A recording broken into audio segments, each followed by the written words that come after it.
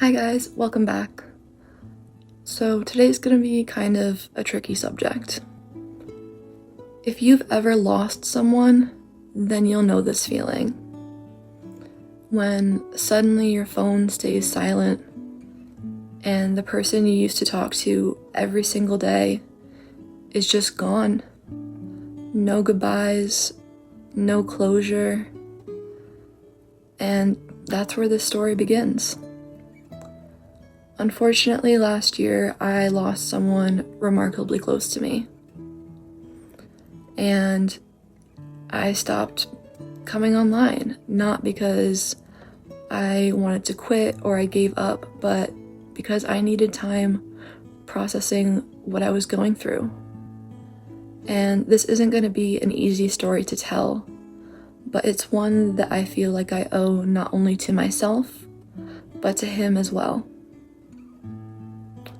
So, friendship with him wasn't always the easiest. We would argue and fight, and sometimes we just didn't understand each other at all. But at the end of the day, I loved him more than anything, and I just wanted the best for him, even when things got messy. So, story time. I met my friend about 5 years ago now. Let's call him Michael. At first, everything felt simple, natural, like we just clicked without even trying. We would hang out all the time, watching movies late into the night, going out to grab our favorite foods, and laughing over the dumbest things. We would play video games for hours with his friends from all over the country, and in those moments it felt like nothing else mattered. Those are the kind of moments that you don't think much about when they're happening. But later, they become everything. Michael was someone I could talk to about anything, and I mean anything. We weren't perfect, but we were real. Unfortunately, slowly, things started to change. At first it was subtle. He became quieter, more distant. His energy had shifted. Some days he'd be completely fine and joking around like we usually would. And then other days, it was like he was a completely different person. He had mood swings. He would give me the silent treatment. He was always irritated. And I remember thinking, maybe he's just stressed. Maybe life is getting to him. So I did what I thought was right at the time, and I gave him some space. I didn't want to overwhelm him, and I didn't want to push him away further. But I thought if I stepped back a little, he'd find his footing again and be the person that I had originally met. Unfortunately, during that time, things did not get better. They only got worse. His mental health started to deteriorate in ways that I didn't fully understand at the time. He became more aggressive towards me, more easily frustrated. There were moments where he would yell at me and say things that didn't even sound like him at all. Things that really hurt. And I remember feeling more confused than anything, because this wasn't the person I knew. This wasn't the person that was my friend even a year ago. Eventually, the issues got so bad that we decided we needed to make a change. So we ended up making the difficult decision to take a break and take space from each other. Not out of anger or malice or anything, but because I thought he needed that time to focus on himself and his mental health. And I completely supported that, even though it hurt, even though it felt like I was losing him. But I told myself, this is temporary, he'll get better, and we can go back to how we were.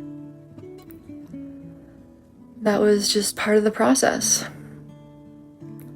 A month had passed and things seemed to be better.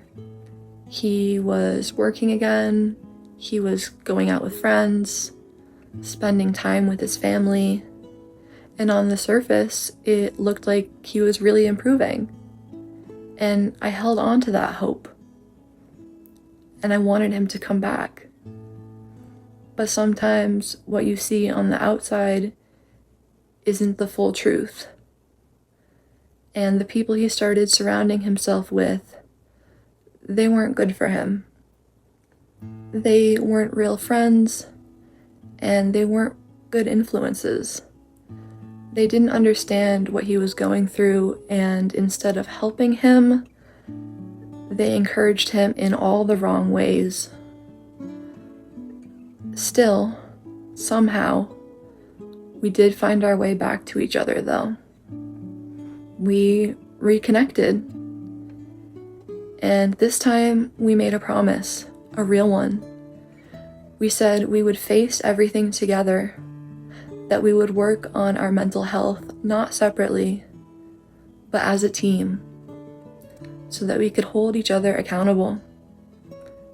And I thought I finally had that guy back. So we both started therapy. And for a while, it felt like things were finally getting better. There was hope again. The conversations felt healthier. The effort was there, and it felt like we were actually moving forward towards something positive this time. But looking back now, I realized something that I didn't see then. Michael had stopped going to therapy and hadn't told me. At some point, he had given up on treatment, and I had no idea. Or maybe I just didn't want to believe that he had given up. Because when you care about someone that much and that deeply, you hold on to every version of them that you hope they can be, even when reality starts to slip away.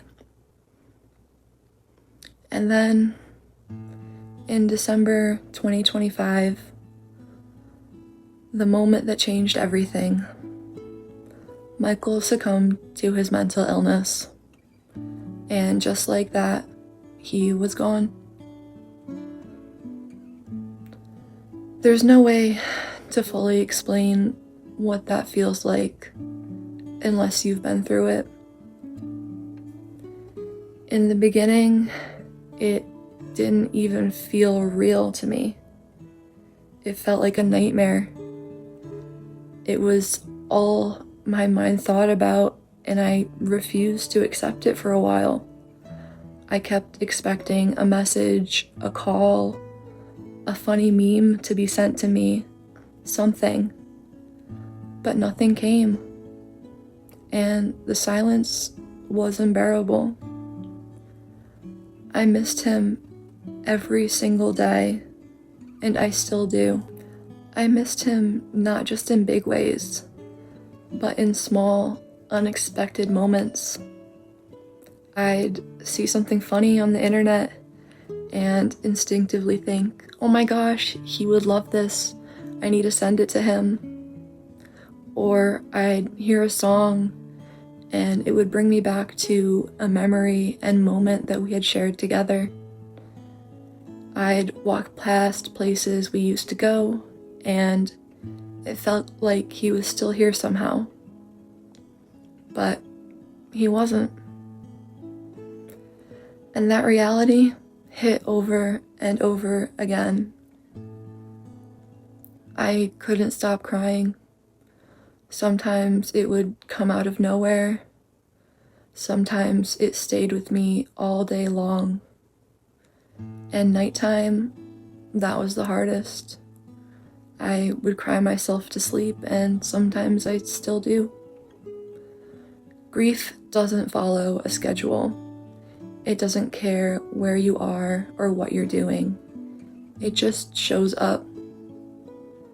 And Michael and I had made a plan, a real plan, to get better together. And one of the hardest things I've had to accept is that I wasn't able to help him the way that I wanted to. And that feeling, it stays with you, and it stuck with me far longer than I ever would have thought.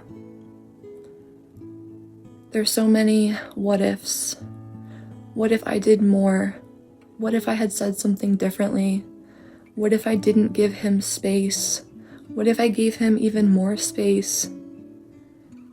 But over time, and through lots and lots of therapy, I started to reflect and understand something very important. You can love someone with everything you have, your entire soul, and still not be able to save them or force them to help themselves. And that doesn't make it your fault. Grief is complicated. Grief isn't just sadness.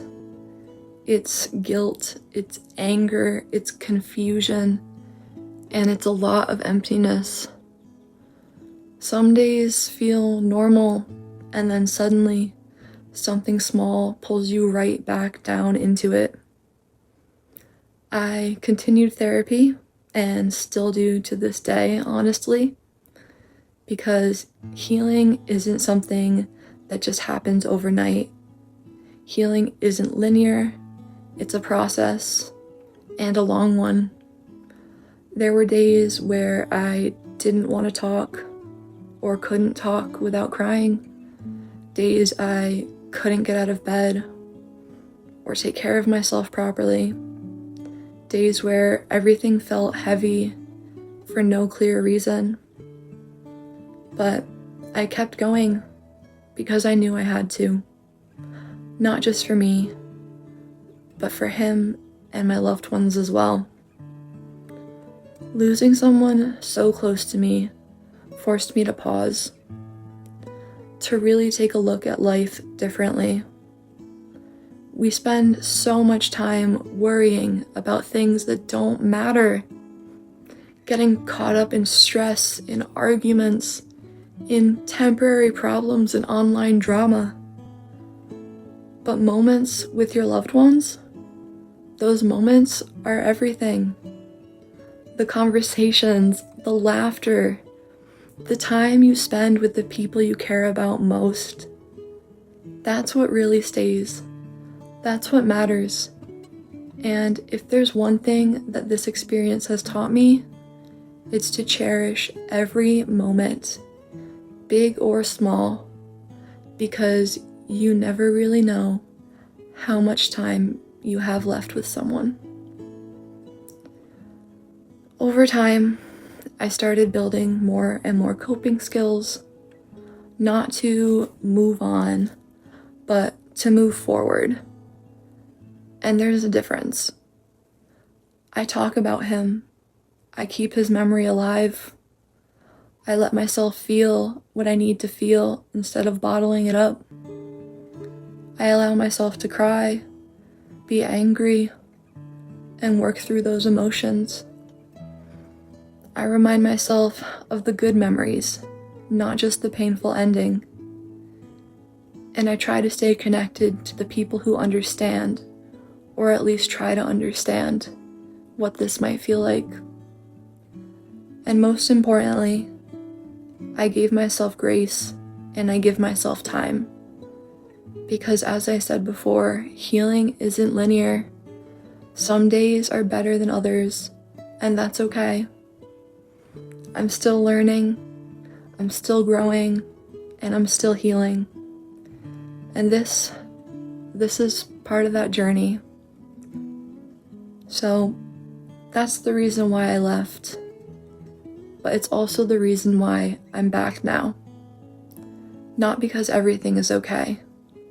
Not because I'm 100% better. But because I'm ready to keep going.